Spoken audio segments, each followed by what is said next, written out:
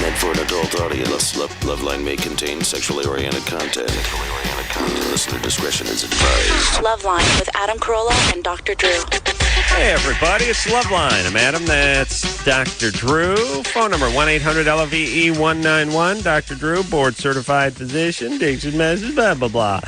Yeah, buddy. Here we are, buddy. Back together again. Yeah, last time I saw you was at a party. That's right, in New York City. Very hip party. Oh. Yeah, we went to the Axe deodorant, body spray deodorant party. I don't think they like being called deodorant. And by the way, we should have been passing it around and using it at that party. It was 800 sticky. degrees, yeah. So, I noticed there's some in the bathroom. I thought to myself, should I just put this on? It's like it's what we're meant to. I could have used a little shot downstairs, if you know what I'm saying. It was getting gamey down there. Yeah. I thought I was going to bring it up with I thought like a millipede was going to crawl out of my underpants. It's like... It was really well, I noticed you had a paper in there. mache, like it looked like a float no, from New I Orleans. didn't talc. I wasn't able to talc up. Yeah, it was tough. Yeah, a lot of big and medium name celebrities over there. I begged Mila Kunis, who was, I guess, the sort of media host, to get me on the Family Guy. Yeah, a lot of people don't know she's Meg. from Meg from Family Guy, as well as from that 70s show, where she also plays Meg. No. I just thought I'd freak you out. I know Drew knows nothing, so I can say that. Jack Osborne was there, and Mekhi Phifer, Steve-O.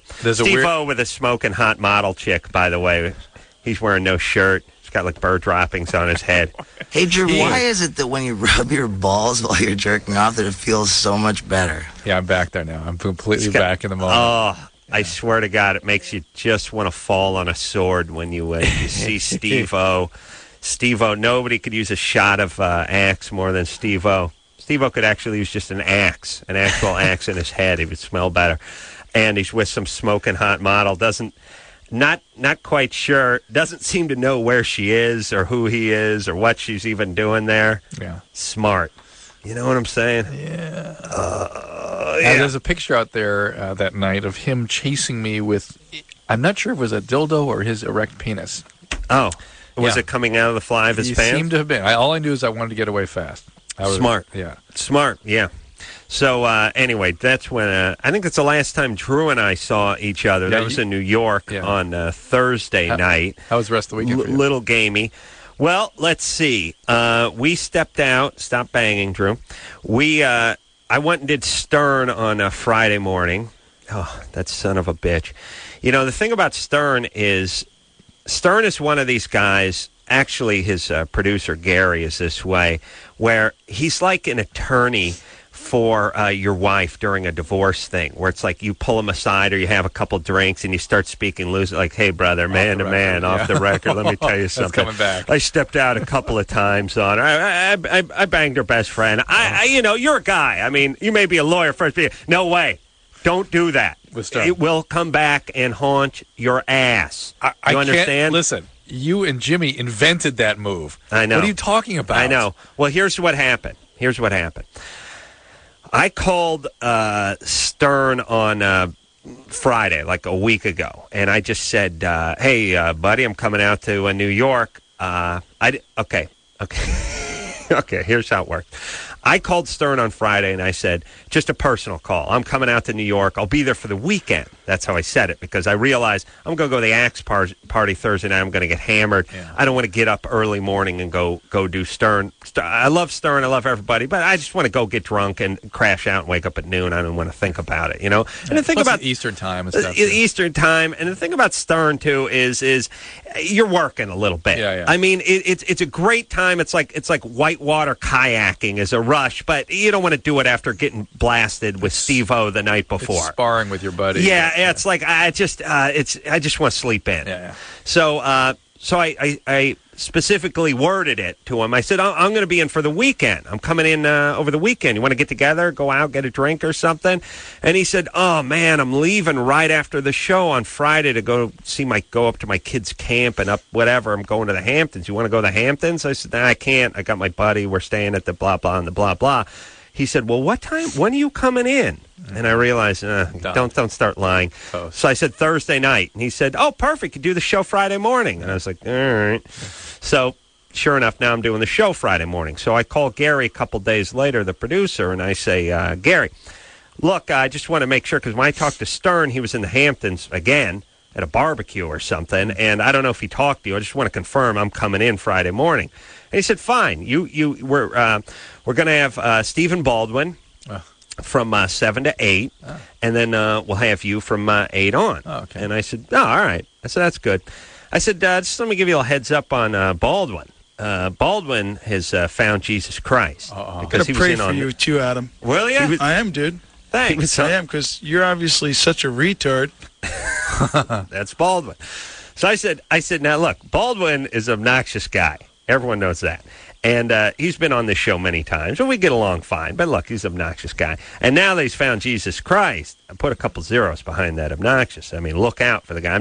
I'm giving you a heads up as a guy who's had him on my show since he found the good Lord, you know? Yeah. So he'll be in 7 to 8. That's fine. See if you can shove him out of there 8 o'clock. I'll roll in, and everything will work out just fine. So naturally, I roll in at 5 to 8. Where's Baldwin? He's not here yet. Not here yet.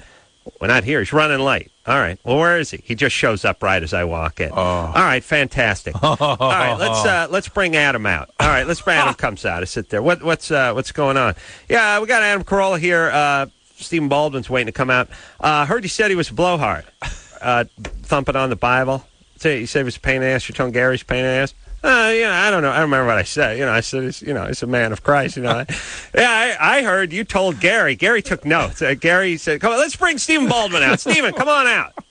Stephen, come on. Here, sit next to Adam here. So what is this, Adam, you're saying about Stephen Baldwin being a blowhard? You're telling Gary not to get him out of here, not have him on the show? Fantastic. So comfortable. What happened? So comfortable. What happened? So comfortable. Well, by the way, if anybody else had done that to you, you'd be yelling and screaming and carrying on and wanting to kick their butts. I hope you did that to Stern. I was naturally, that's how you treat anybody else. I was hungover. I drank by mistake 3 cans of Axe at the party that night. That's not what it's meant for. I thought it was alcohol. Yeah. I was loaded on some Stoli. I wasn't feeling great. I was so busy defending myself and backpedaling that I couldn't get angry. I was on the defense, Then, here's the now here's the 1-2 thing. So after that uncomfortable exchange, it went on for, Stern goes 55 minutes without a break, by the way. And I'm talking literally 55 minutes without a commercial. Yeah. After that uncomfortable exchange, I get rid of him. I walk into the green room like, he has 20-minute commercial breaks, too, because he goes like 50 minutes. I walk into the green room, and it's like, oh, Christ, thank God that's over. There's Doug Stanhope, the guy who replaced me from The Man Show, standing there. What are you doing here? I'm on the show. And then then he comes in and we say, here's some bad blood between Adam and never met the guy before. He's a nice enough guy, and as I've said many times, we quit the Man Show. I don't particularly care who filled. I don't care what Stern who is like. Filled that's in. How he shows love and respect by sabotage and ambush. That's how he shows love and respect. Yeah. So that was it was particularly also then Jimmy made sure and fire off an email to Stern explaining to him that I had surgery so my head wouldn't sweat, and of course that turned into they got about 2.5 hours worth of fodder out of that. Can I tell you something? Yes. Somebody emailed Nicole, one of our K-Rock disc jockeys who leads into us sometimes, about your procedure. Apparently there's giant websites designed to sort of bring people together who've had adverse effects from this procedure.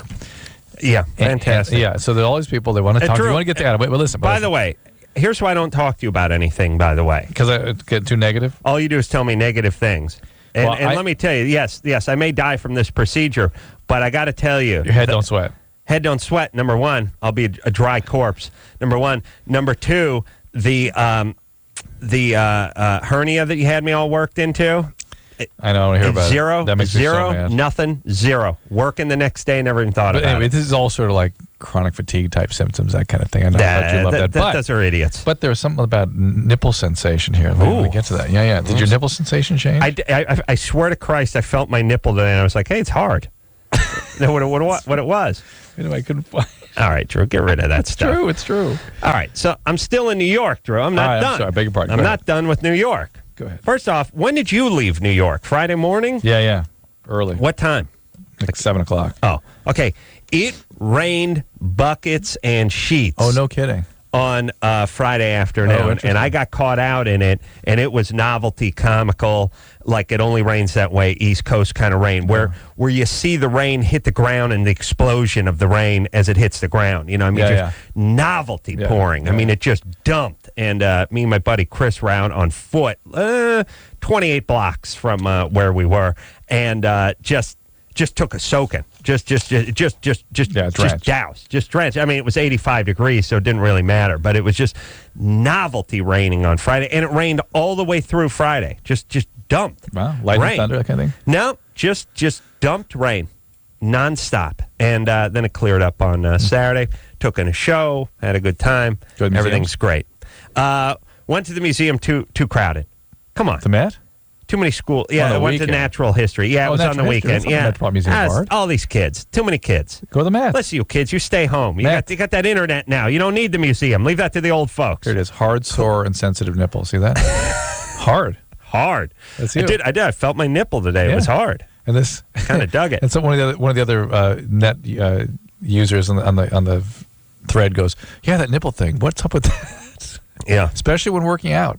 Oh, really? Is that right? No. Right well, maybe. Who the hell knows? Look, if you start thinking your nipples are hard, your nipples will be hard. If you start thinking your nipples are sensitive, they'll be sensitive. If you start thinking you're feeling tired, you'll feel tired. Yeah. You start thinking about all this stuff, you'll feel it, you'll do it. I'm no monkey. I don't get into that. And get off the internet, everyone, except for you kids that want to go to the museum. You kids go to the instead of the museum.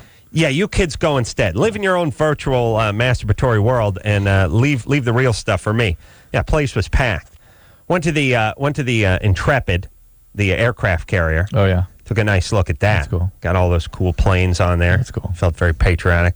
Everyone should walk around an aircraft carrier one of these days. Yeah, they're huge. Yeah, it's good times. But you know, you really realize how the terrorists have just completely effed it up for everyone constantly. It's just New York is nonstop security, constant metal detectors. I mean, you want to go look at a battleship, you got to stand in line for 20 minutes. Everyone going through the metal detector, clearing the purses out, doing the whole thing. I mean, I've seen the Intrepid before. It's an aircraft carrier, built World War II, had a few kamikaze hits, has a nice rich history. They mothballed it out in New York Harbor there.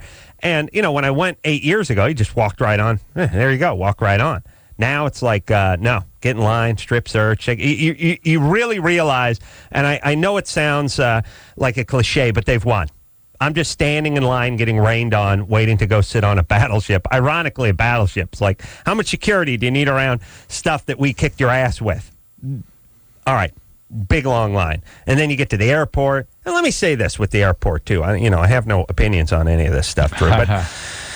Couple things. First off, JFK, they're doing like some $4 billion remodel on it out there in New York. That place is a dump. It has always been. It has been since like 65. It's been a dump for a good 35 years.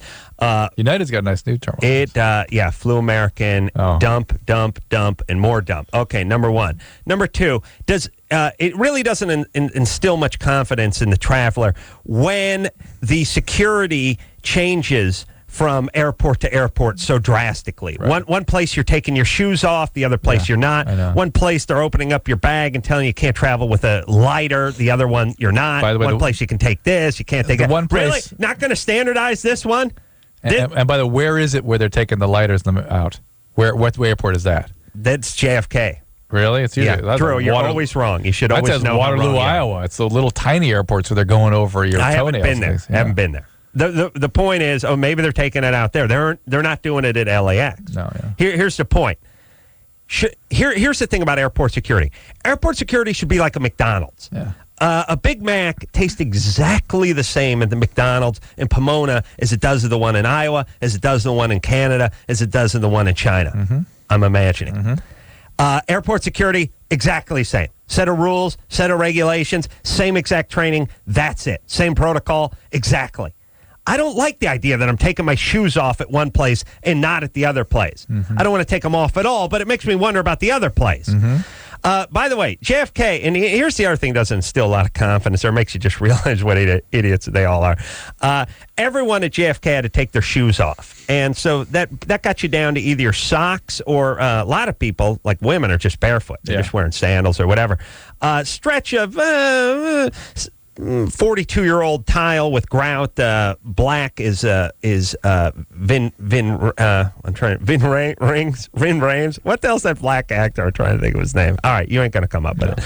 The point is Ving Rames. Okay. That's his name. Oh man, is that guy black? Here's one.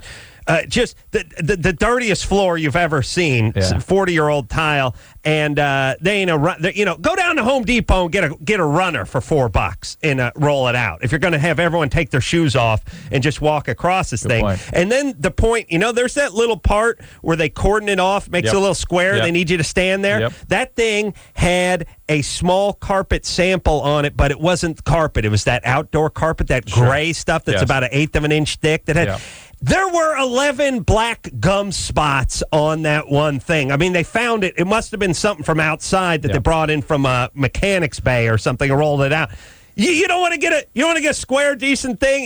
You're going to have people just stand barefoot on a 40-year-old gum, just stand. Here's a kiddie pool filled with hepatitis and things that grow in hippoflop. Here, why don't you sit in that? It was disgusting. Novelty. It was novelty disgusting. Just this weird square with all the black marks. When you see like old gum that's been stuck in stuff, absolutely. and you're just standing there barefoot, where 1,000 other people stand barefoot before you.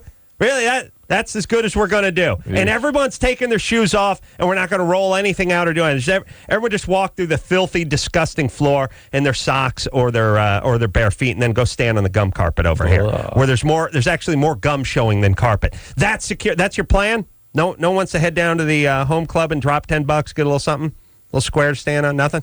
No. Okay. That doesn't instill confidence, by the way. I mean, I swear to God, I thought I was in like Calcutta. It's like, who's running this? What's going on? How come they don't have anything? I had 1,000 questions, and of course, no answers. That's the way it goes. All right, Drew, what's up? Here we go. Take a couple calls. Maybe one. Maybe one call. Got to have the gum spots. Got to have the 11 gum spots there on the 3-foot by 3-foot square that you got. They got to be petrified and ancient, though. Yeah. You just had the person walk. You just had him walk down the Ho Chi Minh Trail barefoot.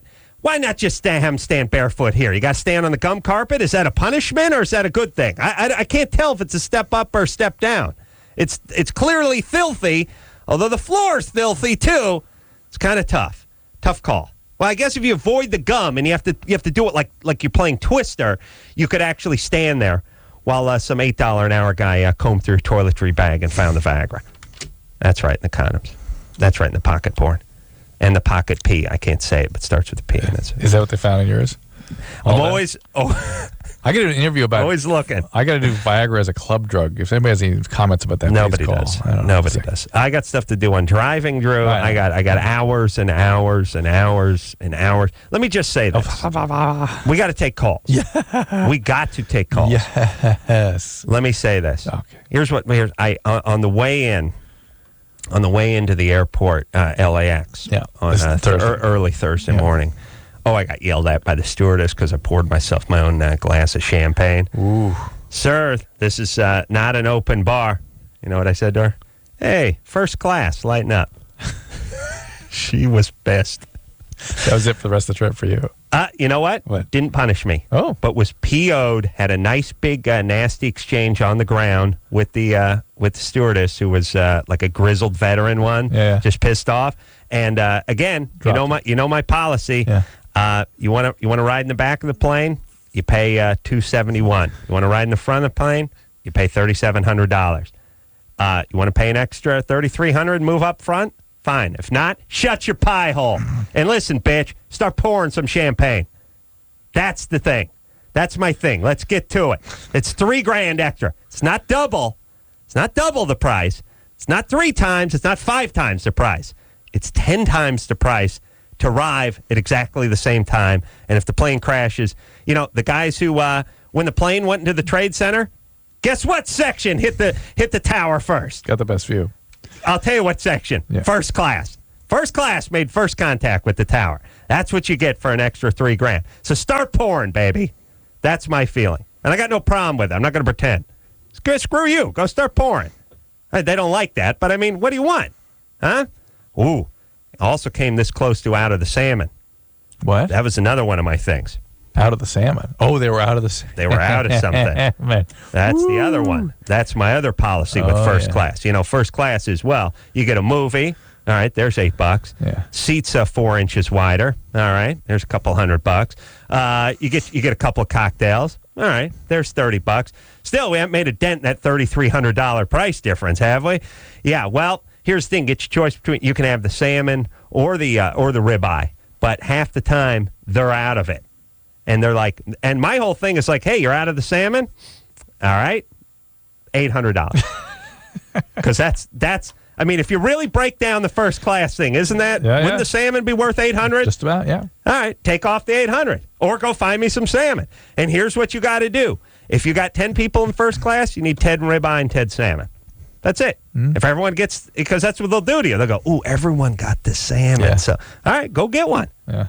Yeah, they did it, but they found one. Ooh. I think it was like underneath a flotation pillow in a coach or something, but they found one. His All poor flight attendants. Oh, I feel so sorry for them. I get liquored up. Get out of my mind. The humanity. Me sitting next to Paula Abdul. Were you? Yeah. Oh, how funny. On the flight over. She was talking on the cell phone and handed it to me immediately. It was a guy I knew. Oh, how funny is that? Yeah. I don't know what the hell. I don't know how he knew I was sitting next to her, but Michelle? Probably heard you complaining. Yes. You don't need a phone to hear me complain. You just open your window. That's what I'm saying. Michelle? Yeah. Yeah, 23. We're running up against a break, baby. We got to pay some bills. What's going Okay. on? Well, we'll talk to you, though. Yeah. Okay. What's your problem? All right. First of all, my periods used to always be regular, like every 28 or 29 days. In the last, maybe 5 or 6 months, they've been, between 28 and 34 days or so. And I was having sex on Friday morning. It was 3 in the morning, and our condom broke, and we didn't realize it till after. So I went to Planned Parenthood, got the morning after pill, and I took it. Good girl. Good job. But my last period was the 24th of last month, so it would have been the 20, or today's 32 days, and I still haven't got my period yet. But I've had cramps, I'm gonna. You see, Drew. You want to hear my airport jag, or are we gonna do help math? Michelle, with, the Michelle. deal is the morning after pill will screw your period up for a month or two, for sure. So now all bets are off. The fact is, you should be menstruating any day now. You still have a potential fertile period here. You did exactly the right thing going on the morning after pill. That you got there within a day. That put your risk down to around 1 out of 10 of getting pregnant, maybe 2 out of 10. And your period's going to be messed up for a little while. Don't worry about it. Right now, they get messed up. And now, once you've regularized again, you can go back and get checked out. You may have a cyst or endometriosis or something like that. But the difference between 28 and 32 days in a period, it is not a big deal. Fine. Relax. All right. We got to take a break. And we got to hear some more airplane Well, stories. let me just say this. Yeah. Let me just say this. Yeah, just that. This is a ride to the to LAX. Yeah. Town car drivers had a great one on the way back. On the way that cab drivers, I love those New York cabbies. Yeah. Maniacs. Yeah. Maniacs. Except I found the only one who drove slower than people walked. Town car guys can do that, but the cabbies are maniacs. Usually. Yeah, I had nothing but maniacs in New York, and I realized the reason they're maniacs is because they drive with impunity. Mm-hmm. They don't get tickets, and when you don't get a ticket and the meter's literally running, you try to get from point A to point B as fast and as efficiently as you possibly can. I realize L.A.'s full of such chicken-ass cops and filled with such ticket right. The policy in L.A. is really just bend over and rape who's ever driving it whenever there's an open opportunity for it. So everyone drives like pussies in L.A. Conversely, we don't go anywhere because everyone is scared to death. And then every once in a while, the Reardon or whatever other nut jobs in charge gets up and makes a little speech about getting L.A. moving. Stop giving out chicken-ass tickets, and we'd move. Everyone's scared to death, and we can't drive. And that's why L.A. cab drivers drive so slowly, because if you're driving a hack for a living and you're getting a ticket every 2.5 weeks, you're screwed. Mm-hmm. So why not just drive slow? Just drive slow and don't take any chances, because they give out such chicken-ass tickets in this city. You're talking to me. I'm talking to you, right. I've still got my oh, please. declaration, or what the hell they call it, the court by declaration. I swear to Christ, it was the only good thing that ever came of 9/11 is I had one day to drive like a man. I just realized, everyone's, screw it. I was doing 90 on the freeway. Just F it. No one's giving out tickets today, I decided. Wow. Yeah, I was right. That's the only good thing. All right, and again, what section hit the building first, Drew? First class. That's right. So drop the attitude and start pouring the bubbly. We'll take a quick break. We'll be right back after this. Hello? Who's this? This is LoveLine. 1-800-LOVE-191. LoveLine will be right back. Mark your calendar. The Olympics in Athens are coming August 13th to the networks of NBC.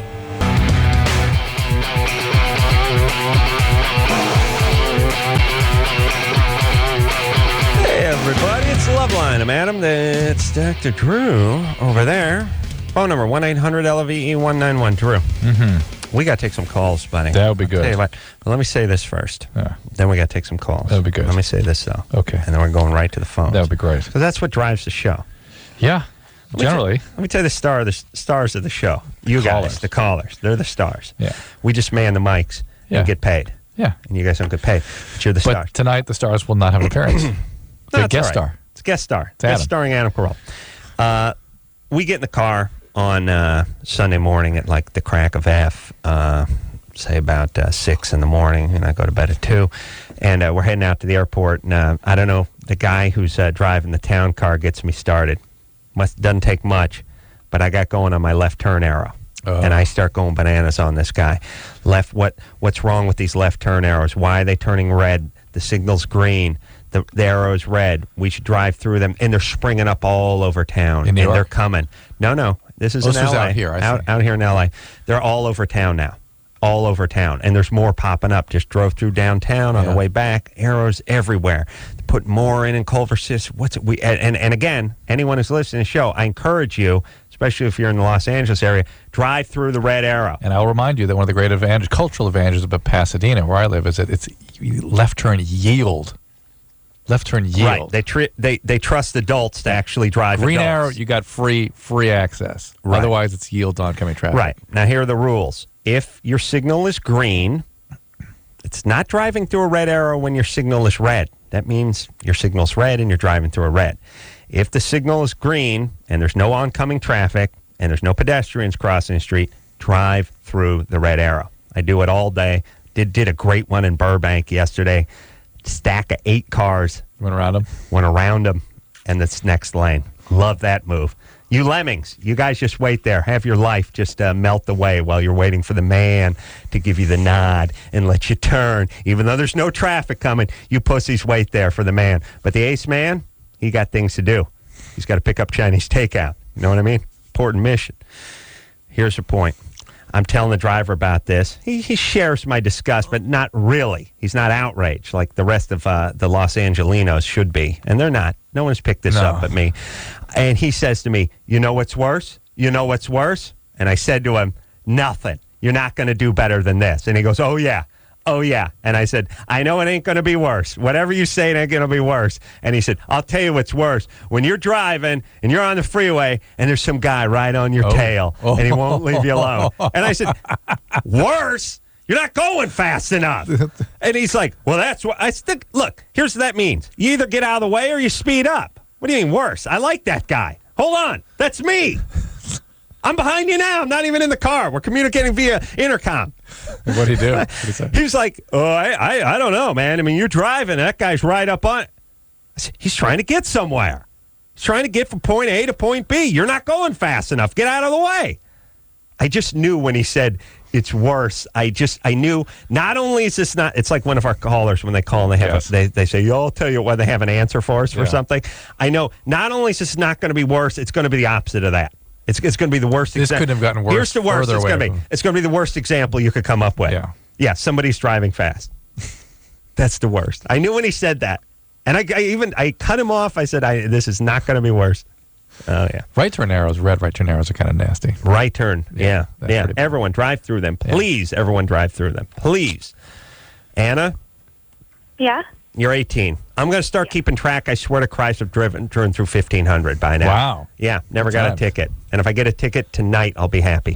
I'll laugh like a maniac. By the way, I tried creating responding to my ticket by trial by declaration, yes. where you have the privilege of paying your ticket. Drew, we got to take we got to take some calls. We can't be I just talking. want to know what about happened to my trial by declaration. I can't get a response. Not going to work. Not going to work. Anna, Yeah?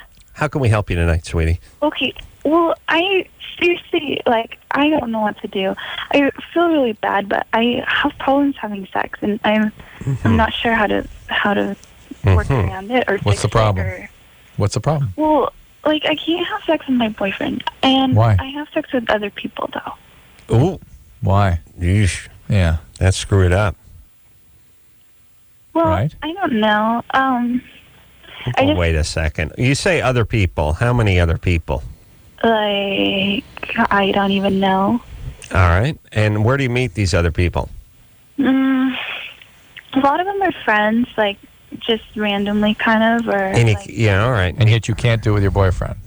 no, Does your boyfriend know you're like this? no. Okay. And you think that's not screwed up?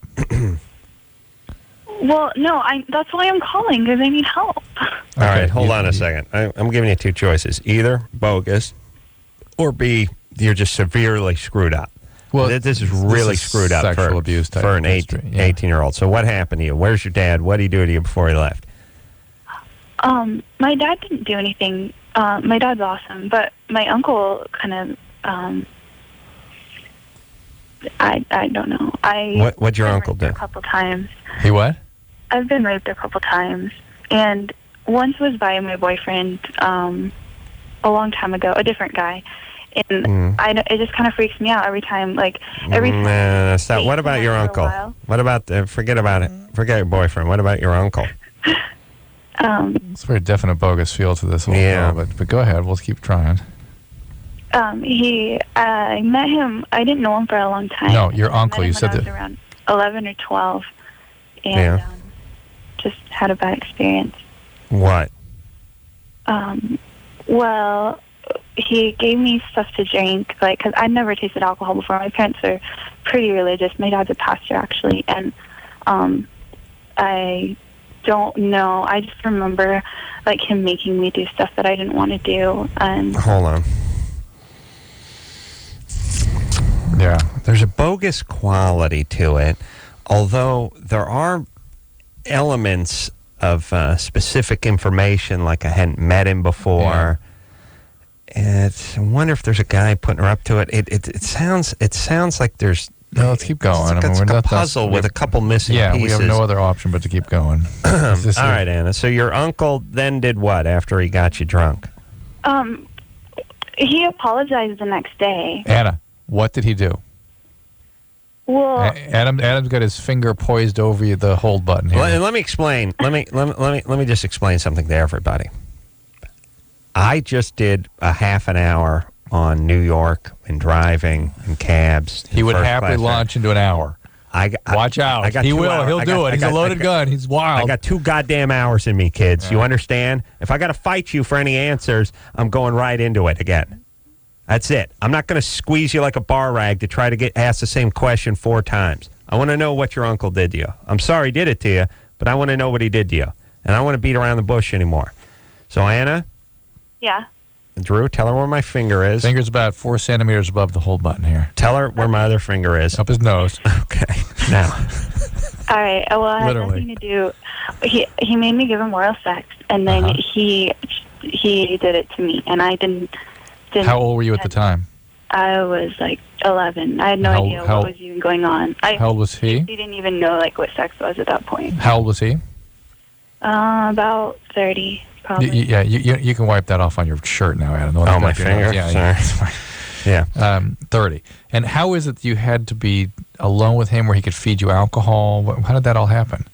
Well, because he came down to visit us, and then he told my parents that he was going to take me fishing, and so we went fishing for the day, and then I was good enough. All right, good enough. That's specific enough. That's what I'm looking for. This is all right. Here's the deal. This is abuse. All right, so you were sexually abused when you were 11 years old, which you almost made it. You know, when things happen after 12, the cement is a little drier in the brain, but 11 it can really screw you up.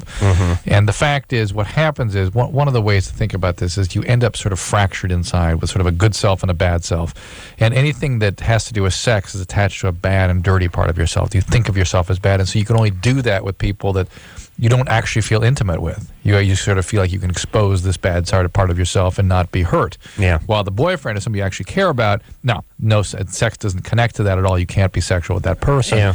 And it's a split in who you are, and that all needs to be reintegrated, and that's where therapy All right, works and how it works. Anna, you need a ton of therapy. Yeah. Sorry, baby. And thankfully, this didn't happen when you were 3. I mean, this 11, you can treat this. Yeah. So. And let me tell you, your uncle's really a hero for not having intercourse with you.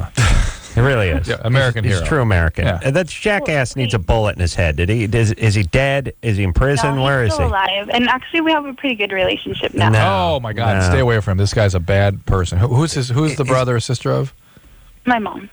Yeah, is your mom was okay? abused. Yeah. Your mom was sexually abused. Yeah, something happened to her too. Sorry. Yeah, her dad used to. Oh, hold on a second. Shocking. Can't believe it. Yeah, and listen, all you a-holes who call this show all the time. Why do you say everyone is sexually abused? How do you know her mom is sexually abused? Shut up. That's how it works. That's how it works. But we're all individuals. Shut up. You are not. That's how it works.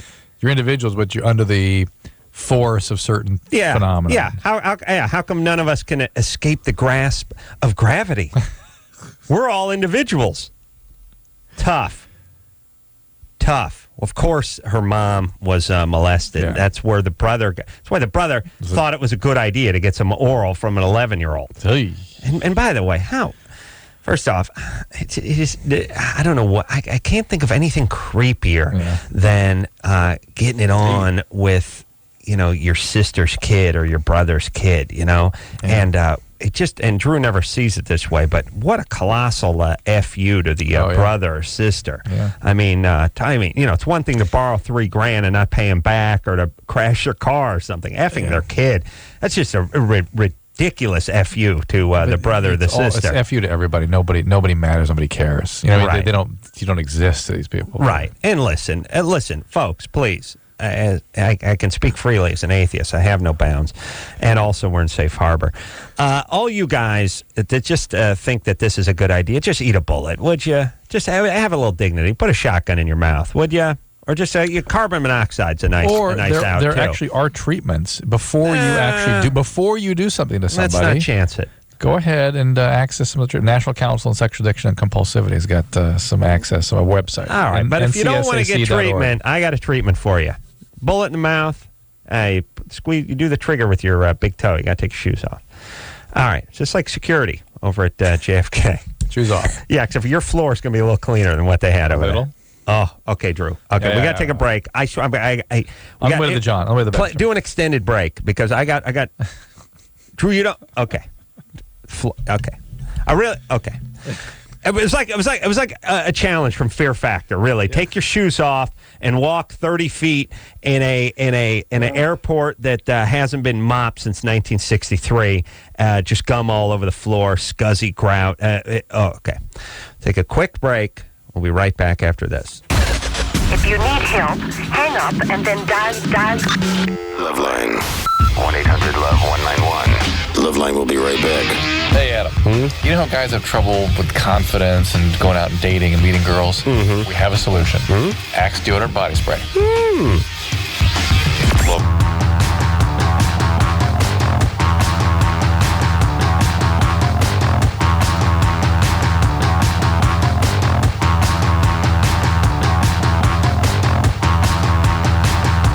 Hey, everybody, it's LoveLine. I'm Adam. That's Dr. Drew. Phone number 1-800-LOVE-191. Hey, Engineer Chris, get on that computer box there. Find out when the bars open in New York City. When they open? When they open. They're all open. There's a time. There's an official time. Because here's the thing. This has come up before. I don't know if you know this about me, Drew. I like to have a smart cocktail before I get on the plane. A smart one. Yeah, loosens the nerves up just a little bit, makes me a better flyer. You know what I'm saying? New York, they don't open that bar till noon. Yeah, it's noon. Yeah. It's noon in JFK, and I realize by noon, 85,000 people have come through here. 30,000 of them would have liked Bloody Mary. By the way, 20,000 of them are in some other time zone. 20,000 of them, it's 12:45 in the evening. That's right. And by the way, they should factor that in. Hey, baby, it ain't 9 in the morning to moi. I was in Singapore. It's to me, it's 4 a.m. 2 days before this. So serve it up, would you, baby? That's the thing. So JFK, no booze until noon, and I thought to myself, now LAX, I think you can start boozing about 8 a.m. or something like that. Right? Like to figure that out. But here's the thing. Do we need to change? Does it? I scream about a little uniformity every once in a while. It's a confederation of states. Does every TV remote got to have the power in a different place? Yeah. Does every hotel shower have to have a different configuration to work the hot and the cold?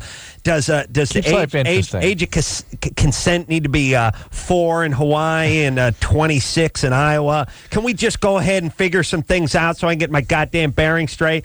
Here's the thing. You leave LAX, you have a booze at 7:30 in the morning. You're leaving JFK 2 days later, you want a Bloody Mary at 10:45. It ain't happening. And I'm thinking to myself, hey, jack off, I'm not flying the plane. First off, I'm going to be on the plane for the next 6 hours. Where am I going? Number 2, you should hope I get a little booze and fall asleep on the plane. Number 3, why not? What am I doing? What's going on? Why noon? And like I said, most people travel in the morning. I mean, they really do. I swear to Christ, I don't know if I've even taken a flight that's been afternoon. Every flight I take's an 8 a.m. or 10 a.m. or 7 a.m. flight. Whatever. Open a goddamn bar and give people what they want. Or just make it a time and just figure it out. Call it 9 a.m. throughout the country, and then we would all know what the rules were. There's nothing worse. And by the way, you never feel like more of an alcoholic than when you show up. And they got the guy standing behind the bar at the the captain's nest up there. He's standing there in case some wuss wants some OJ. And you just go up to him and like, hey, how about give me a Bloody Mary? I'm sorry, sir, we don't open till. And it's like, it's 8:26 in the morning. What, I got 9 hours? Just you can't serve something? No. Really? What am I going to do? Crash the plane? What's going on? Why can't we just standardize this? And really, New York, you guys, all you do over there is brag about how your bars stay open 2 hours longer than ours. How about your airport, huh? Bring that up. Got to bring a flask into that place. Did you find out anything, Chris? Because let me tell you something. If I find out that the airport is later than the city, I'm going to be a one-man killing machine. That you guys just arbitrarily decided to punish people this way. Find out anything? No. They open up at 11:30. This one. All right. Listen, first off, it's not 11. It can't be 11:30. It's going to be 11 or it's going to be 12. True. Right, you may have to get up. You may have to get up. You may have to go. Heather, 17. Hi. I'm Heather. Yeah. And I've been having sex for like a year now.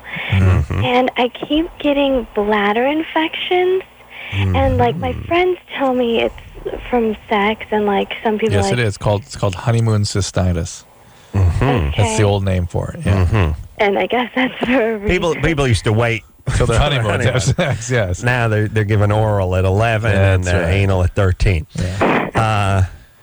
So Heather, do you have a steady boyfriend? Yeah, we've been like dating for almost 2 years. Okay. All right. And are you using protection? Most of the time. Ooh, are you planning to get pregnant? No. Like once or twice, like it slipped off, and we didn't stop. And did you take the morning after pill after that? No, but it's been a long time since that happened. But why? Hold on. She makes quite a compelling argument, as they always do. Touche. Yeah, I guess you got me there. Got me. It's been a while. It's been a while. Next time you think before you open your mouth. Imagine that. Excuse me. A couple times the condom slipped off and we finished up. But it's been a long time. Heather, next time you get that morning after pill, you keep it in the medicine cabinet. Okay. Because if that happens again, you take the pill immediately. Okay. All right? Condom's fine, but you need a backup in case they fail once in a while. Okay. As far as the bladder infections go, some women take antibiotics every time they have sex. Some take them chronically. Some take them only when they get the infections. You need to talk to your doctor about it and be prepared and tell him why and how it's happening, him or her, how and why it's happening, and they'll get something going for you. All right. It's pretty simple now. Let's see if we can go quick here. Laura? Hi. You're 21? Yeah. Adam, I want to give you a bit of random information first. Did you know that the average person waits over 2 weeks during their lifetime for the signal to change green? Yeah, that's just a standard signal. Yeah, if you work in the Culver City area, go ahead and make it 3 months and make it. You're getting sodomized during that 3 months. It's not actually waiting. You're actually being raped from behind. But thank you. Yes. And Drew, I can't wait for your next book to come out.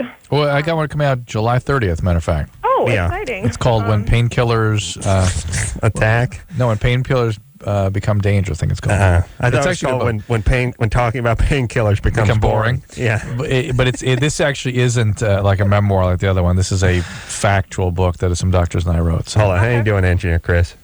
You find he's good, Adam. He's good. You doing all right? He's okay. Fine. Yeah. What do you have? Do you find out when bars open in New York City? There's no times. Leave the boy alone. All right, bud.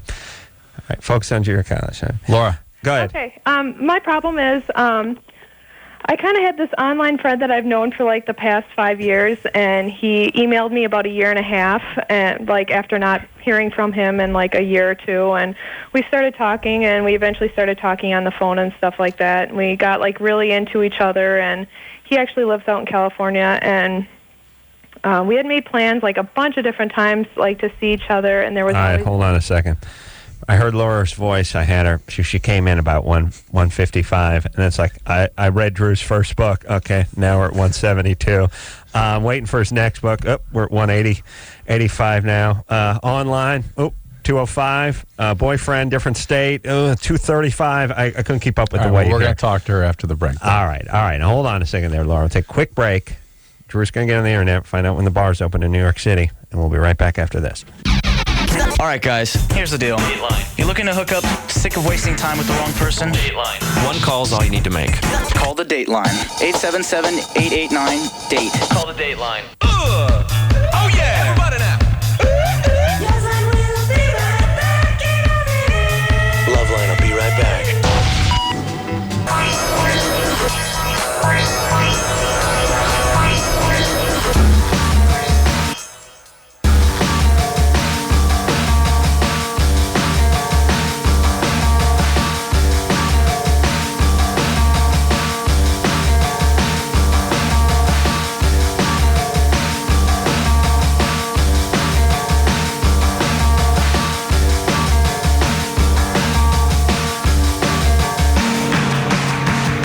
Everybody, it's LoveLine. I'm Adam. That's Dr. Drew. Phone number 1-800-LOVE-191. Drew is hard at work, searching Google right now, trying to find out when you can legally consume alcohol in New York, the state of New York. Now, here in Los Angeles, and I don't know if it moves around California, but in Los Angeles, you can start boozing at 7 a.m. You know what? 6 a.m. Sorry. So says our alcoholic who works here. Well, now I got to set my alarm, Anderson. I got to move it up an hour. Yeah, now here's the thing. In Los Angeles, if you're going to a 7-Eleven, you want to buy a six-pack, you can't buy anything between 2 a.m. and 6 a.m. That's a 4 hours. It feels like 4 days to many of my friends, myself included. You don't want to miss that 2 a.m. window. Then you got to stand out there for 4 hours, Drew. Fantastic. It's sorry, Adam. Yeah. Sorry. I want to make it. Just standing out front of 7-Eleven until you start seeing the sun coming up, sprinklers turning on, birds chirping, people walking their dogs, and then you go in and get that sixer. The point is New York always bragging that they serve till 4 a.m. But I don't know what time they open up again, and if it's JFK, it ain't opening up until noon, and I find that an outrage. How dare they? I am outraged. Do you hear me? All right. It really almost doesn't matter because it's all the time zone issues, whatever. Here's the whole thing about airports. Airports should be international waters. There really should be. They just, because you've been flying all night, you took the red eye, the time zones, wherever. Plus, in your culture, everything may be legal. Maybe you're coming from a place where prostitution and gambling. Here's the whole thing. There should be prostitution, gambling, and boozing at airports. There really should be. It should all just be like the Vegas airport. McCarran. All right. Drew is searching. If someone has an answer to this, although, again, I have almost zero confidence in our listeners. I'm also looking for somebody to tell me about Viagra as a club drug. It's something I'm looking for information about. Well, you take it so you can get a boner. I understand that, but Right. why? Why? About the club drug? Oh, maybe you're slipping it into someone's drink? Maybe, yeah. But the thing, Laura? Yeah. All right, so now, Laura, who read my books. Mm-hmm. Oh, yeah, that's right. Laura from Minnesota. I'm not fat, Adam. How? I'll figure that out. How much you weigh? I weigh 132. I went to the neurologist on Friday, so. Mm-hmm. Why are we at a neurologist? I have a seizure disorder. Oh, interesting. Oh, I'm going to hell. Yes, you are. Good times. Sorry, baby doll. That's all right. All right, so you met somebody over the internet. Yeah, like we were just kind of online friends, and he kind of. They live in California. Yeah. Hey, in Minnesota, what time do the bars close? I think 1 a.m. 1 a.m.? And what time can we start boozing again? I want to say like 7. Yeah, smart. Hey, Drew, why don't you go to some website for some like convenience store that's open 24 hours in New York, and they'll tell you when they stop selling and start selling booze, and that's the hour. Stores have regulations like that? I thought serving was different than carrying out. Didn't I just tell you the whole 7-Eleven thing? No. All right. Hey, I'm saying I have to stand out front of the 7-Eleven for 4 hours until they. Anderson, am I going insane here? You did say obviously, you don't listen. No, listen. I was. This is here's how you figure it out. Go to the 7-Eleven in your town. They stop selling 6-packs at a certain time, and they start selling them at a certain time. Those are the times. Yeah. You know what I mean? I didn't realize that was it's the not case. at bars and stuff. It's got nothing to do with serving, or bars may not open until later in the afternoon. Where go to a place that's open 24 hours. They'll let you know when you can buy. Yes, Drew? Yeah. All right. Sorry you had to endure that, Laura. How dare you not listen to me? How dare you tune out, Drew? At least I was on a task on your behalf here. That's I was looking true. through the internet. That's true. Trying to do two things for you at the same time. All right. So, Laura, Yeah. you met a guy on the internet. No, I never met him. We talked a lot, and we seemed like really into each other. And I didn't mean meet in person. Yeah, I just sorry. meant you came together on the internet. Exactly. He lives in California. Mm-hmm. You're out in Minnesota. You were gonna. How long did you have this relationship over the internet? He emailed me around Christmas of 2002, so we talked for about a year and a half. Year and a half. Yeah. And what did he tell you about himself? I don't know. My mom and my sister started to not believe a lot of the things that he was saying, so they hired a private investigator. Oh my gosh. Couldn't really find anything he claimed. But why did you get so into it with this guy? Why just end it? You have weird feelings, just forget it. Well, it's not a real relationship anyway. Yeah, my question is, though, it's he got a girlfriend recently, and I was kind of hurt because obviously I was into him, and I felt like he kind of... But you never met him. Yeah, I know, but it's I felt like he owed it to me to come and see me or let me go out and see him, and it's Listen, I want to it's not a relationship. This is not... This could be... This could be a female, for all you know. It's like the Easter Bunny owes you. Yeah, this is a fantasy. Who knows who this person is or what they're about. You can't rely on a relationship on the web. Let me say this to everyone, and Drew, stop focusing for 1 second. God, I thought I had it here. I've got a paper called Responsible Alcohol Sales. Anderson's got it. You should kill yourself, Drew. What do you got, Anderson? What do you got? Anderson? I don't have a mic, apparently. Hold on. 8 a.m. they can start selling again. 8 a.m. you can start selling booze again in New York. What time do they stop? Sundays at 7. I mean, Sundays at noon. It was a Sunday when you were there. No, I just looked it up on the web.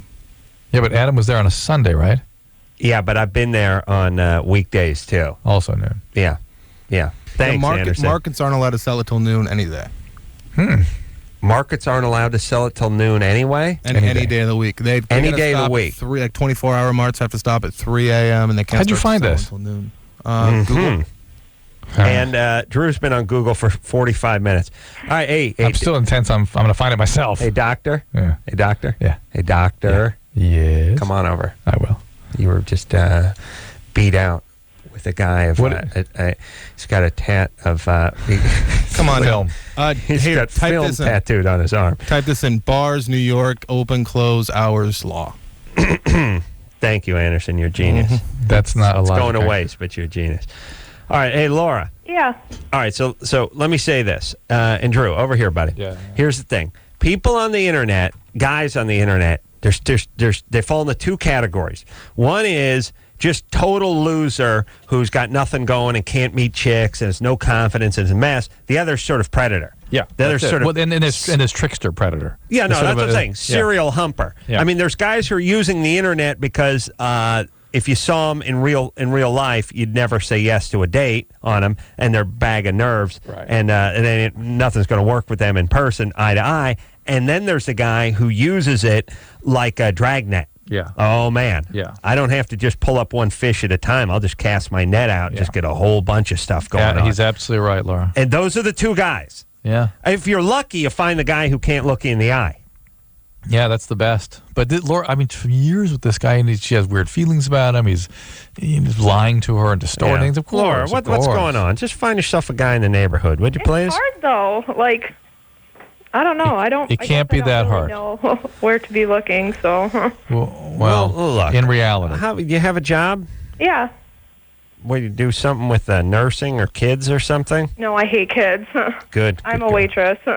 Waitress. You must meet people They're at not work. guys hitting on you at work. First off, every guy who manages a restaurant tries to F everybody who works there. Strange enough, he's the same guy on the web that's sending out his bag. That's right. And then when I say everyone, I'm talking about the smart and final guy who drops off the stuff, the S.E. Rykoff guy. I'm talking about the guy who cleans the flues. I'm talking about the janitor. Effing everybody. Yeah. Everyone who comes through that door, they try to F. Yeah. Kids, animals, doesn't matter.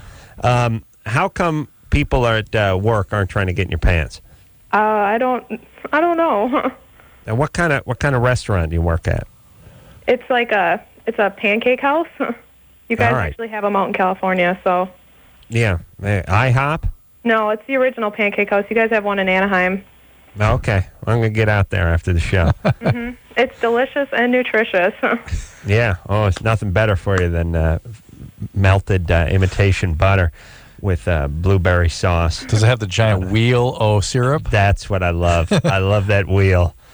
I love spinning that wheel. Let fate decide what I'm going to put on top of my flapjacks. Spin that wheel of syrup. Oh, that is great. I got to get stoned and get into one of those places. Laura, just get involved in reality. Don't go out in the fantasy world there. Get focused on what is in your actual life, your real life. There ain't nothing better than when the syrup bleeds onto the sausage. That's good, yeah. Yeah, and it starts dripping onto the sausage. This big stack of those Johnnies. Nothing better than that. Johnnies. I forget about pancakes. Pancakes are good. Yeah. My kids eat pancakes a lot. And let me tell you something. What you can do at home with pancakes is good, but it's different, and it ain't that. It's not what you get at the pancake houses. Yeah. There's something about it. I can't say that it's better or worse. It's just different. It's not as good. There's something about the uniformity of the size. They don't get the air bubbles in them. They're a little flatter, a little more uniform. They're a little thinner. There's just something about them. Let the pros handle the flapjacks is what I'm saying. You need the big, super hot, wide grill, too, with the exactly measured. I like, you know what I like doing? I like changing gears midstream, too, when it comes to the syrup. You know, I start off with some of that maple, and then all of a sudden, blueberry. Put a little of that boysenberry on there. Let it mix in. Drip down the side. A little butter going. Yeah, that's nice. Man, I got to get some of that. Yeah. All right. All right, let's stop and go eat. All right, let's go eat. Let's get some pancakes. All right, let's talk about, all right. So, wait a minute. We figured out in New York that stores can't sell booze any day of the week before 12 noon and after 3 a. And so let me say this. Because our stores only 2A to 6A can't can't sell booze. So I think we beat you by quite a few hours there in New York. Stop bragging. And then you can start serving at places, except for Sunday at 8 a.m., I think Anderson said. And like all I'm saying is anyone from JFK, please open that bar. Like I said, people are coming in from Singapore. They're 2 days behind. They've been on a plane for 12 hours. Give them some booze. And I'll tell you what, waiting until noon on Sunday makes sure everyone's in those churches. Doesn't it? The synagogues, it drives them there. The mosques, the churches, the temples. I'm telling you, airport, international waters. No, look, there's 1,000 different time zones coming into your places. You can't count on one. You have no time zone. Everything's open, should be open all the time. Thank you. All right, where are we going here? Going to calls. Elizabeth. Yeah, that's my girl. Elizabeth? Oh, yeah. You're 23? Mm-hmm. What's up? I'm just wondering, basically, if there is like a disorder or disease or something that can stop a penis from growing any further, because my boyfriend's penis is really the size of like a child's. Does he have normal hair and that sort of thing? Yeah, but it's seriously like, I mean, even like the girth of it is like really small. Mm-hmm. Like, that's just bad times. Is he listening? I don't know. I hope he was until she started. Then he jumped off the building. The plunge, yeah. Pretty much, and I feel like kind of weird, like, yeah, because I'm wondering if there's something wrong, and obviously I don't want to say anything about it. Yeah. Ooh. Now, what do you say? Do you say like pinky finger size or I'm gonna say finger? Like seriously, like it's probably the girth of like a Crayola marker.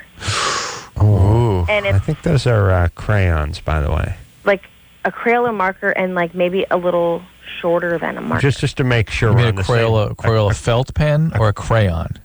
Like a Crayola felt pen, the fatter kind of pens. The pen, a little fatter pen. Oh, really? It was like a middle you finger. did mean marker. Middle finger, probably. Yeah. All right, so is that... it's an index okay, finger, I'm yeah. going... How about this? Highlighter pen? One of those round highlighter pens? Yeah. Okay. Okay. All right. I don't have kids. I didn't even know Crayola made markers. Yeah, maybe Okay. we're pushing it with a highlighter. Oh, we're pushing it with a highlighter. Yeah. And well, let's give him the benefit of the doubt. Give him the we'll highlighter. give him the benefit of the doubt. All right. Is there something that can cause that? What's the length, by the way? We got a length? I don't even know. It's not as long as a highlighter. Highlighter. Highlighter's good. I'd be happy with a highlighter. Highlighter's about 5, 4.5, right? No, highlighter is more in the 6 range. Yeah. Go find a highlighter, engineer Chris. Hurry. Yeah, that's more in the 6. All right, 6 listen, and a you quarter. keep asking the same question, and I will answer that question. And that is, I'm not aware of anything that can singularly stop the growth of the penis. Here's the highlighter here, without also interrupting the other characteristics, secondary sexual characteristics like hair growth and stature and that sort of thing. If he is of normal height, normal sort of development, normal hair distribution, it's really unlikely that he has a medical problem causing this. It's just a bad hand. Yeah, highlighter's about 5 1/8. Yeah, it's not close to that. It's probably like 4. So we're talking about like, yeah. You got to point it at me, Drew? Just show. I'm not going to put it in my mouth if that's what you want. Neither am I. Oh. Well, wait a second now, baby doll. How long you two been together? Well, we went out for a matter of months, and then we broke up. Kind of because of that. Oh, really? Yeah, did you sort of? Did you break up with him, or did you cause a problem to break up, or what I happened? caused a problem to break up, and we broke up. And What'd you do? Just cheated. Excuse me?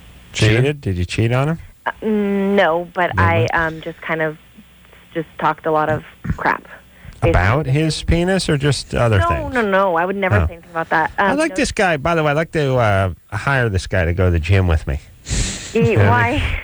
Forget the gym. Just go around your life. Just around, yeah. We disrobe. We're going to, hey, Ken, we're hitting the showers. Over here, buddy. That's good. Dump a little ice water down your shorts. I know. Seems like I'm putting too fine a point on it, but just do it, please. Hey, $8 an hour. Let's go. All right, you good? Hold on. Loosen up. Hold on, let me chub down. Let me chub up here. Let's see. Let me put the hair dryer down my pants see if I can stretch things out just a little bit. All right, here we go. Ready? Off at the rope. Oops. Let's head into the shower. gosh. All right, now I'm going to make talking about this. I'm going to make idle conversation. You pretend like you're listening. Yeah. So we're talking about in the middle finger, about really the length of the middle finger. All right, look here. What am I supposed to do? Like, and I don't. Well, you know, it really brings. Wait. Before you talk about it, it brings up an interesting topic that we never talk about because it's not something that sort of lends itself to discussion. Penis? No, the kind of biological realities of how men and women relate. You know what I mean? Why your friend Chris makes women dilate, and why poor Elizabeth, poor boyfriend, can't sustain a relationship because of his natural endowments. We never factor that in. I'm totally in love with him. Like, I don't care, but I'm thinking, like, realistically, like, could I marry him and be happy for the rest of my life? I understand. I understand. But the fact is, we never discuss this. We also never discuss. We're going to give people videotapes that tell them how to break out of their biological reality, which to some extent you can, but we really never discussed that basic animal. What do you mean we're going to give them? Well, I mean, you can change. You can lose some weight, and you can exercise. You can change your shape a little bit, and this sort of thing. You can. Yeah, but that kind of thing you can't really fit. But the fact is, there are certain biological elements that are just animal in us as humans, and we don't discuss it ever. Well, let's say this, Elizabeth. Does he give you oral sex? Yeah, it's great. Yeah, but hold on, quiet down. Right. And he is great at that. Mm-hmm. I mean, here's the thing. He's got a small dork, but he acts like it. You know what I mean? I like that. He's not pompous. Right. He doesn't defend against it. He compensates with good oral. Right. But look, this is, it's like really, I would say break up with him. You've been She did. She already broke up with him. Well, then they got back together, I think. Oh, I didn't hear that I part. thought they got back together. So you're back together again? Well, we're like kind of talking again. Thinking about it. It's good enough. Break up. Break up. Because here's the reality. Okay, here's reality. Let me say this. Let's say you're dating somebody. Yeah. And you meet a girl, you like her. She has a kid. The kid has special needs. It's a special needs kid. This is Down syndrome or something. Yeah. Look, some guys are up to that challenge. Yeah. Other guys aren't. If you're not up to it, no, you're not up to it, and just walk away. Get out of there. Yeah. She's not up to this. There's some women, by the way, who would like a small penis. Yeah, prefer they're this less because, threatened by it. in a way, because the penis becomes a weapon, and the guy's got a cap gun. Right. Fine, they don't have to worry about double-barreled shotgun. That's right. Okay. But what about that biological piece? Can we speak to that? It's never really discussed. A lot of women would be happy if this guy just going going gangbusters on the oral. But again, not for Elizabeth. And if it's not for you, then you got to walk away because I don't think that component's going to change in you that much. I agree, but isn't that's something that whatever it is, it's about Elizabeth that she needs that biological piece? Yeah, but what's your point? But we kind of never. It's nothing that's ever articulated well. We never really discuss it. The reason it's not maybe discussed as much as it should be is for Elizabeth it is an issue, but for Marcia on line 3, she's 13. Jennifer. I'll say Marcia is 13 on line 3. It may not become later on when she becomes home. No, Jennifer, who's on line 2 over here, is 23. It might not be an issue. Yeah. And therefore, that's not a real biological mandate, is it? If it's and this one has an issue and this one doesn't. Guys, we have biological mandates. And women have a handful of them too, but I don't think the penis size is a great example of it. All right, I'll agree with that. All right. Take a break. All right. Woo, between this and Anderson whooping up on you on the internet, this got to be a rough night for you, Drew. No, I want to talk some more about this biological thing because, again, it's not... All right, ironically, you can do it while looking at my penis. And can I? Good fun. Checking out my half a highlighter while I'm... good times. Yeah, see if I can brew up a little asparagus for you. That's my specialty. All right, we'll take ourselves a quick break. We'll be right back. LoveLine. LoveLine. We'll be right back. You know, Drew, smelling good is more than a smell. It's an attitude. That's true, Adam. It is? Yeah. I know how to get that attitude, too. How? Pray tell? Axe deodorant body spray. Can't lose.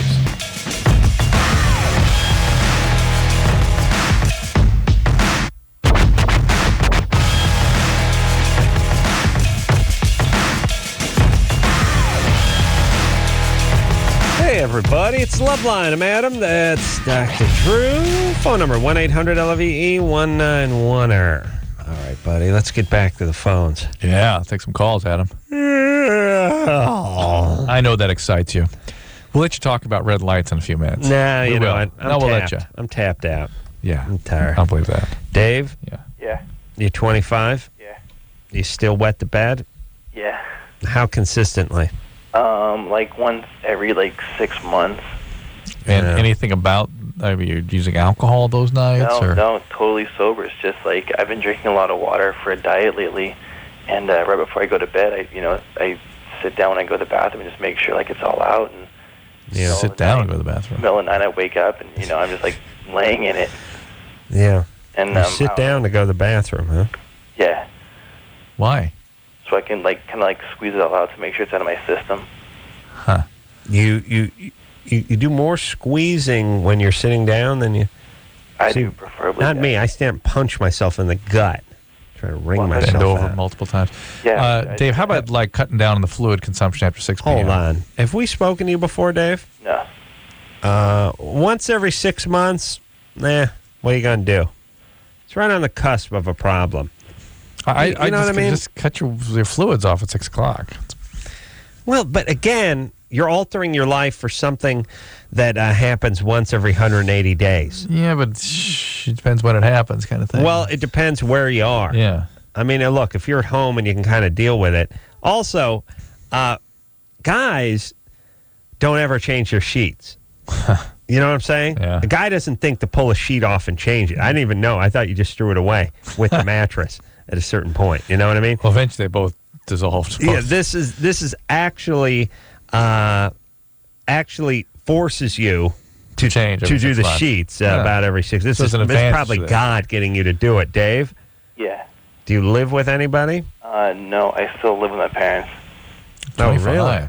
Chris. Yeah, but because I'm afraid to move out or be intimate with a girl. Because what happens, if I'm over her house and this happens, that's what my big fear is. No way. Nah, That's bogus now. Yeah, sorry, we don't believe you now. Listen, guys can't be Liar. stopped from doing stuff like being intimate with a girl. You can't force a guy to stop that. Yeah. Yeah, so there I'm you go. calling you a liar, Dave. I'm sorry, it's true though. It's a lie. You're lying. This is bold-faced lie. It's serious. All right. Well, why? What do you mean you're scared to be intimate with a girl? Because I'm afraid to lay with one. Because what happens if I spend the night and this happens? Don't spend the night. You do it twice a year. Yeah, or then go home and don't spend the night. You pansy. Yeah. See, it's bogus. Well, we've stumped Sorry. Dave. Yeah. Dave, how about you move out? Why? By the way, you can't live alone? Oh, I can. I'm just trying to We save just money. black out here. You can't move out? You can't live alone? No, I can. I'm just trying to save money. Okay. All right. So, does your mom know you wet the bed? No, no one does. All right. But once every 6 months, no more, not more often than that. No, that's it. Tops. Tops. Yeah. All right. Well, listen, get some therapy. And Yeah, if don't you're worry using- about wetting the bed. Yeah, if you're using that as a reason not to have a relationship, that is a pretty heavy indictment. In other words, there are other reasons you're not having a relationship. Because you can't force guys not to have relationships. They could be. Think of all the weird smells and things that guys do. They don't worry. Are you kidding? And let me explain something about saving money. Hold on, Chris. Take your headphones off. Put your fingers in your ears, please. Just take the headphones off. Chris, 27, still living at home. Please take the headphones off. This is going to get horribly uncomfortable. Fingers in the ears. Fingers in the ear. In the ears. Both of them. Fingers. Both fingers. Fingers. In the ears. Put them in. Put them in. Oh, you can't. Then put your hands over your ears. Can you put your hands over your There ears? you go. There you go. There you go. Okay. All right, stay there. All right, okay, hold on. Hey, Chris. Oh, he heard that. All right. It's all right. I'm used to it. Whatever. All right, no, listen, here's the point. Yeah, you can save money living at home until you're in your 50s. You can save money not driving a car. Yeah, get a donkey. Save yourself some money. You can save some money, eating top ramen and never going out to eat. You can save some money doing just about anything. When you're 25, it's time to move out. Well, when it starts eroding into your Hold on, living not of 27, 25. 27's okay. Oh, no, that's You stay, fine. yeah, you stay stay at at 27, yeah. 25. You made it over the hump. 25, Which is 26, 25. you got to move out. 28, you got to move out. 27, You stay. You stay. That's the year you stay. Good call. Yeah. So that's my point. And look, you're not having you're not getting on with your life. You're not having a relationship. But let me just tell everyone this: who's wetting the bed. I used to wet the bed. Here's what you do: you wake yourself up. They got a million devices. They got things that give you a shock. They got like adult diapers. They got liners. They got bells. They got stuff you spread out on your mattress, and when it starts feeling moisture, it sets an alarm off. It's all unnecessary. Here's what you do. It's the easiest thing in the world. You get yourself a timer, a digital timer. They have it in every single five and dime, every single Thrifties or Save-Ons or Quigley's or whatever your store is. Whatever. You don't even need it. The clock radio is a pain in the ass. All right, yeah. Here's what you do. Leave the clock radio alone. Get yourself a little digital timer. I haven't talked about this in a while. I love these digital timers. Yeah. They're for kitchens. They take a little. They take a AA battery. Is what they take, and they're digital. Bing, bing, bing. You press in the hour, you press in the minutes. Start. And that's it. And here's the deal. You go to bed at 2 a.m., you go to bed at 10. It doesn't matter when you go to bed. Set it for 3 hours. Dink, dink, dink. Hit it. It'll go off in 3 hours. 3 hours from when you go to bed. Not 1:30 in the morning, not just whatever. Whenever you go to bed, set it for 3 hours. Have it go off. When it goes off, get up and take a leak. That's it. If it goes off and you're sitting in a puddle, set it for 2.5 hours the next night and see if you can catch yourself. Yep. That thing goes off. That thing goes off. You get up. You take a leak. Yep. You hit it. You ain't wet in the bed. That's how it works. Yeah. That's easy. Yeah. You're done. It's a great. Listen, remember about you an article in that showed there's nothing superior to that? Oh, there isn't? I read you an article I'd been once. yelling about this for years. Be in my stuff, and everyone else is talking about deep-rooted psychological right. problems. And Which, of course, the part of the whole syndrome. But except for that, this is a good solution. Thank you. You just get up and take a leak. And then guess what? You're not going to wet your bed. Here's how I figured it out. I used to wet my bed. My grandpa used to wake me up. Then I used to whiz in a bucket. It's good times. I'd go to bed at 8 o'clock at night. I was 27 actually at the time, Chris. Still living with my grandparents. I'd go to bed at 9 o'clock at night. Mm-hmm. He'd go in and watch Johnny Carson, and 12:30 he'd be heading to go to bed. And he'd wake me up, take a whiz in this bucket. It was like 3 hours after I went to bed. I'd whiz in the bucket. Magically, I wouldn't wet the bed. Magic. Easy. All right, Drew, stop looking for stuff. Wow. All right, let's talk to Jenny, who's Hi. 24. It was always a great task to empty the whiz bucket the following day. Nice. 24. By the way, Drew, you're curious why I whizzed in a bucket and didn't actually go into a bathroom? Well, I knew it was a Corolla household. Right. And given that you crapped into a popcorn tin, I figured whizzing in a bucket was a pretty standard fare there. Right. What'd you say? Yeah. Probably a good bet. There was one bathroom. It was as big as a porta potty, and you had to walk through my grandparents' bedroom to get to that. If you wanted to get to the bathroom, you had to actually go through their bedroom. So, and your grandma would not have that. I would. I don't think I would have wanted to have that myself. But So I know your grandma is too. She wouldn't hear that. Yeah. Yeah. I mean, who are we? The Rockefellers with two commodes? Please, give me a break. Bucket and the popcorn tin. Yeah. Jenny, Hey. 24? Yes, I am. What's up? Hold on 1 second. I'm not done complaining about my family. Here's we were sitting around Kimmel the other day, and once in a while, everyone's approximately the same age, somewhere between like 30 and Drew's like the mic. Every guy sitting around the tables, average age 30, 36, 37, or about the same age. So when toys come up, we all remember the toys, and it's a group that went to college, had a few things. Parents loved them for the most part, and they start talking about electric football or magic 8 balls or Light Bright came up. Oh, remember those Light Brights? You plug the lights in, you'd make the clown face with the light and the thing, and they'd sing the song and everything, and everyone was talking about, I remember my Light Bright, and then someone said, Adam, do you have one? And I just said to the table, look, this comes up a lot, whether it be electric football, Light Bright, whatever it is. No, anything. The toys come up a lot. Yeah, not yo-yos, but yes. I said, look, here's how you know. If it plugged in, I didn't have it. Oh, really? That was the Mason-Dixon line. That's where we cut off. That was things like yo-yos and those sort of things you would get, and the stick on a you get that cup with the stick in it. Yeah, things that orphaned Russian kids probably would have. They wouldn't give you sports. You wouldn't have got a basketball or football, if it would plug in, the Corollas would not buy it. Yeah. That's how you knew. That's toys-wise. It seems like they also had to be some sort of an Egyptian ancient toy form. Yeah. Right? Like something new with a Nike on it. No. No. Rockefellers. No. Yeah. There's no basketball hoops or anything like that. Right. No. Here's the thing. Here were the rules. Nothing that plugged in and nothing that weighed more than 2 pounds. Okay. That was the thing. Like basketball hoops and pool tables and things like that. No. That exceeded the weight limitation. It had to be. You had to be able to carry it with one hand. And it couldn't have a plug on it. Couldn't have a cord on it. Those were unspoken. But as I started to think about it, clear criteria. That was it. Pretty clear. Could not plug in. All right, let's... Jenny. Oh, we're talking to Jenny? Oh, is she up here? Jenny, 24? Yes, that's me. What's up? Okay, so I'm dating a guy who just got out of a divorce he just got divorced a little over. Oh, you know what I was saying, Drew? Hold on, You know when you said yo-yo, you instinctively pick the worst things when someone makes a point. Do you realize that? No, you don't even know you don't even know that you do it. Well, It's a gift. It's a weird gift. It's really good. It's a weird gift, but it's like a gift. But it's trying to anticipate where you're going. I know. I thought you'd include all toys, but no. I know, but it's a gift. It's uncanny. Uncanny. In a bad way. But uncanny. Like somebody always picks a losing horse.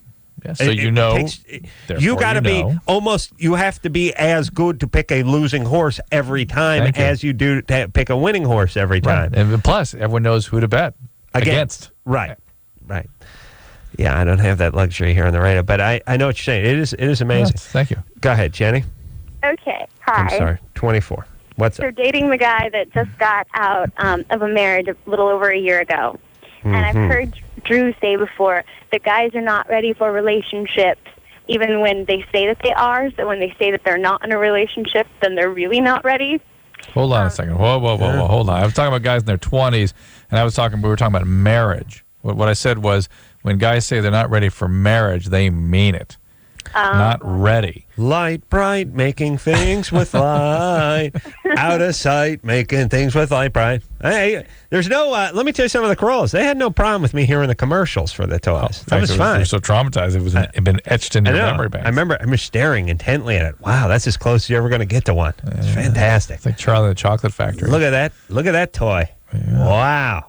I gotta watch this commercial all over again. The place tonight. I know. Oh, that's true. I know. All right. So, sorry, Jenny.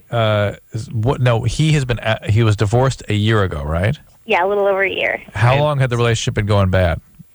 I don't know how long it has been going bad. I think maybe a year before they broke it off.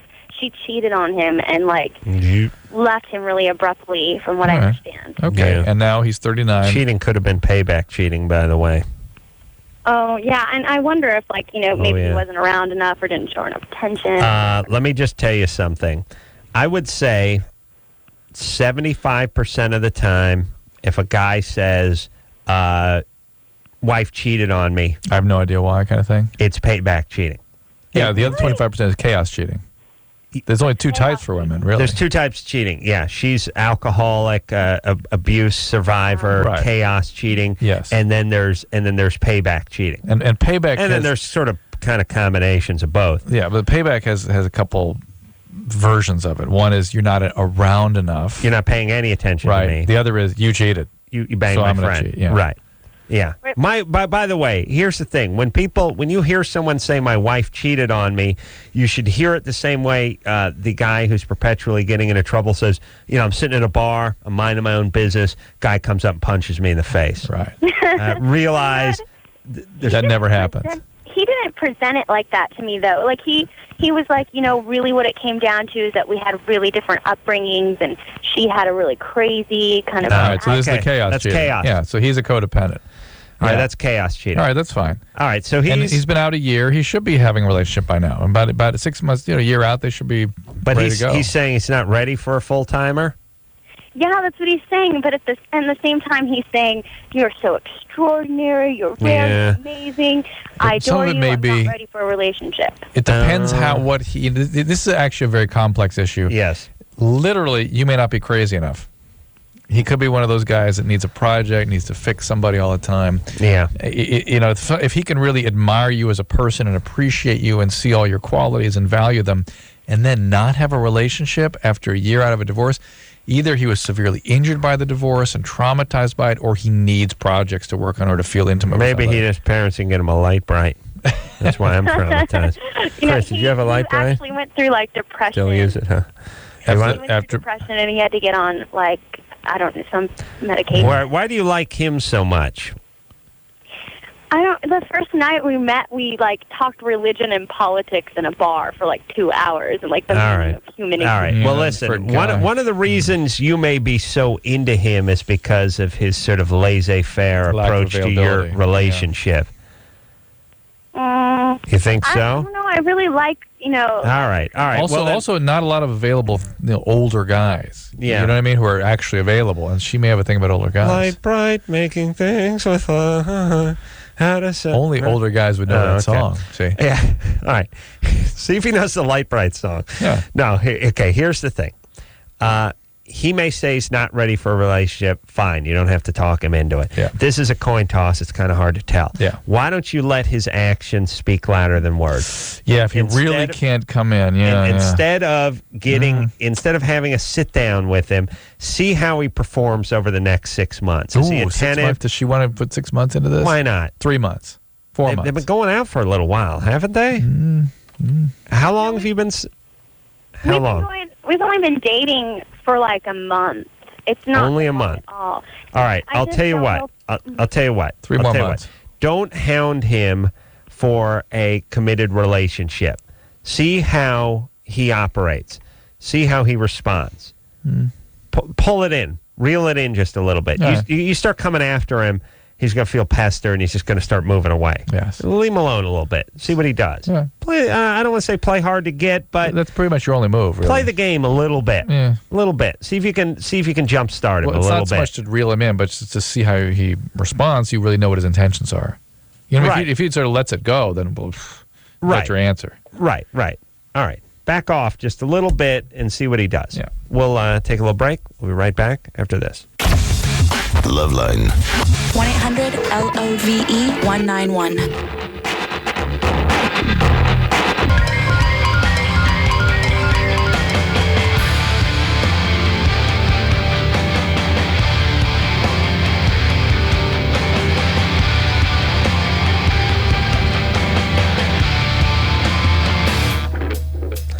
Hey, everybody. It's LoveLine.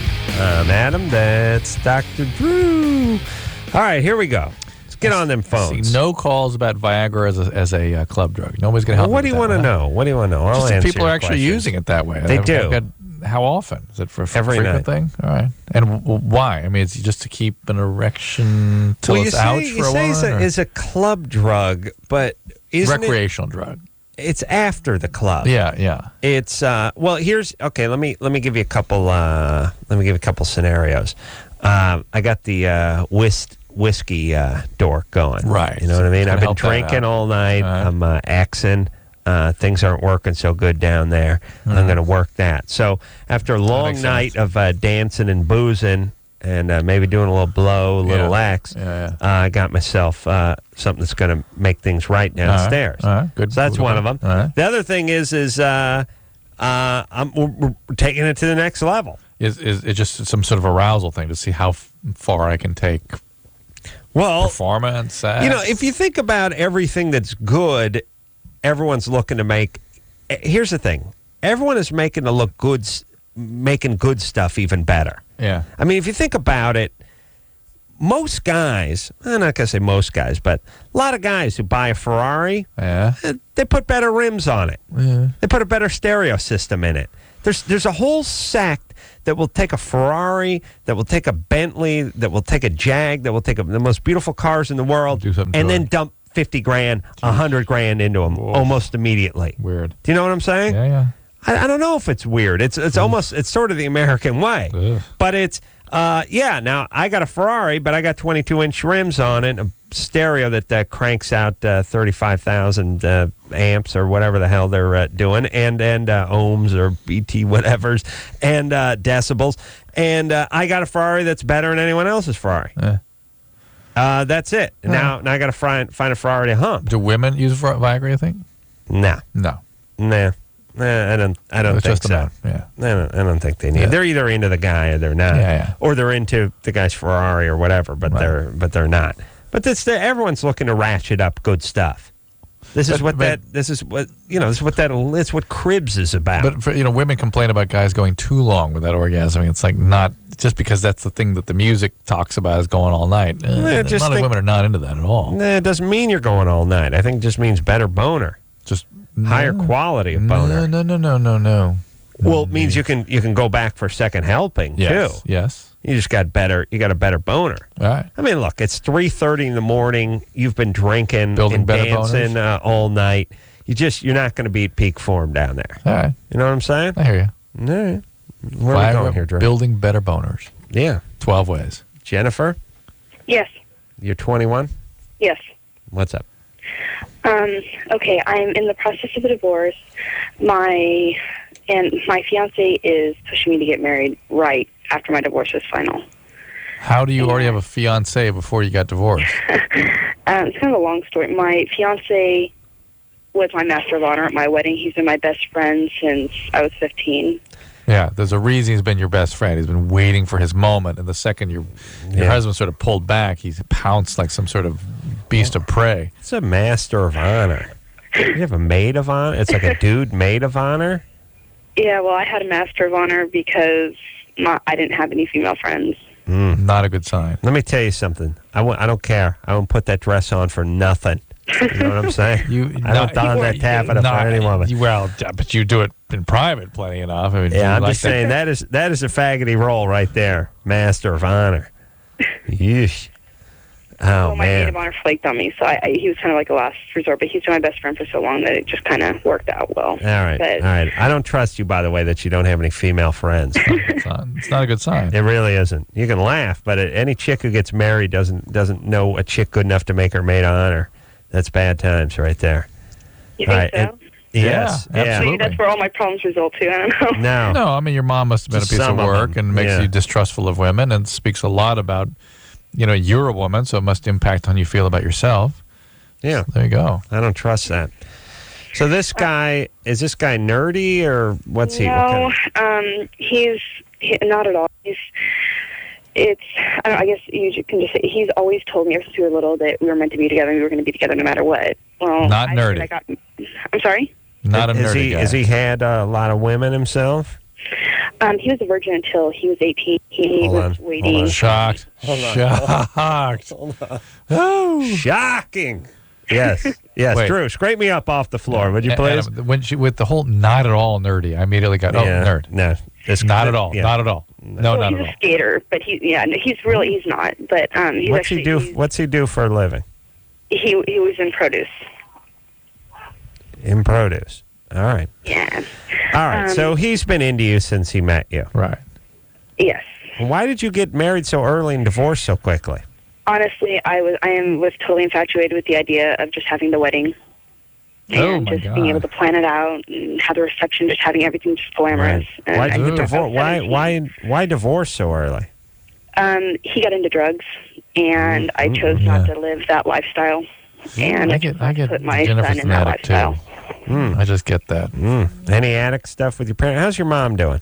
No, my parents are complete straight edge. They're my father passed away. My mother is a very strict Christian. What did your father die from? Congestive heart failure. At how old? He died 2 years ago. How old was he? He was almost never tell you. 62.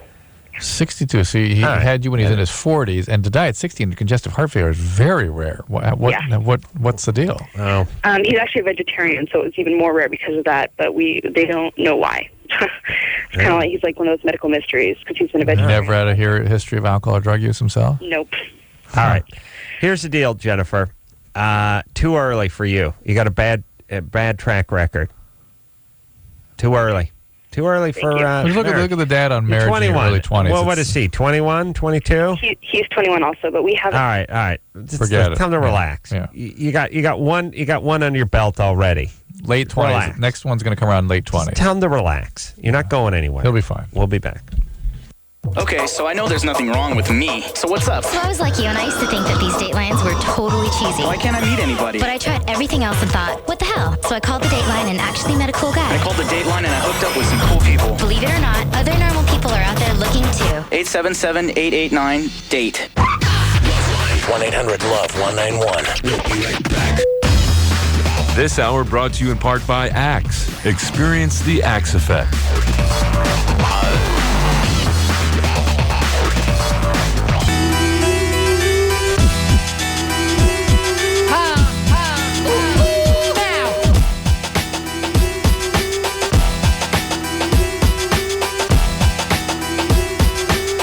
Let's show everybody. God bless you for tuning in.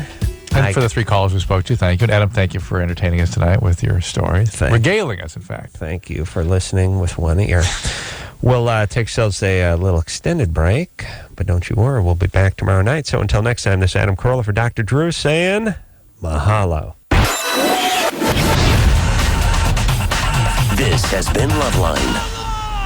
The opinions expressed on this show are not necessarily those of the staff, management, sponsors, or this station. The producer for LoveLine is Ann Ingold. LoveLine is a presentation of Westwood One Entertainment.